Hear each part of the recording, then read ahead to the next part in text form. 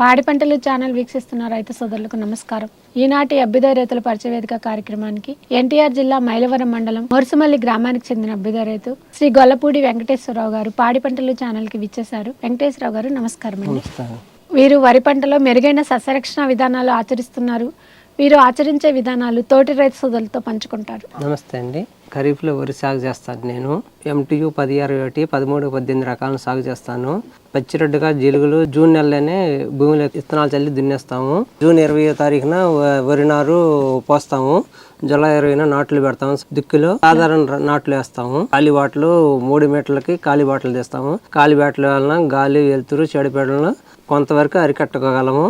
ఎకరానికి 30 కేజీలు వరి విత్తనాలు వాడతాము. నాటిన 5 రోజులకి కలుపు మందు ఇసుకలో కలిపి చల్లుతాము. పిచికారీ అవసరమైతే డ్రోన్తో ఒకసారి స్ప్రే చేస్తాము. 13, 18, 10, 21కి ఈ తెగుళ్ళు అంతగా రావు. చెడుపేడలు తట్టుకునే రకాలు. డ్రోన్ ఎకరానికి వచ్చి 500 రెంట్ తీసుకుంటున్నాను. డ్రోన్ వల్ల ఖర్చు తగ్గుద్ది, టైం ఆదా అవుతుంది. పురుగు మందు కూడా కొంచెం తక్కువ పడుతుంది. పురుగు కూడా బాగా కంట్రోల్ అవుతుంది. తైవాన్ స్ప్రే అయితే ఎకరానికి 700 అవుతుంది. డ్రోన్ తోటి అయితేనేమో 500 అవుతుంది. కోత కంబైన్ హార్వెస్ట్ చేస్తాము. ఎకరానికి వచ్చి గంటకు 2200 తీసుకుంటున్నారు. ఎకరానికి వచ్చి 3000 అవుతుంది. దిగుబడి వచ్చి ఎకరానికి 40 బస్తాలు దిగుబడి వస్తుంది. ట్రాక్టర్ మా సొంతదేనండి. దిక్కు ఖర్చులు సొంత ట్రాక్టర్ కాకుండా వరికి ఖర్చు వచ్చి 15,000 ఖర్చు వస్తుంది.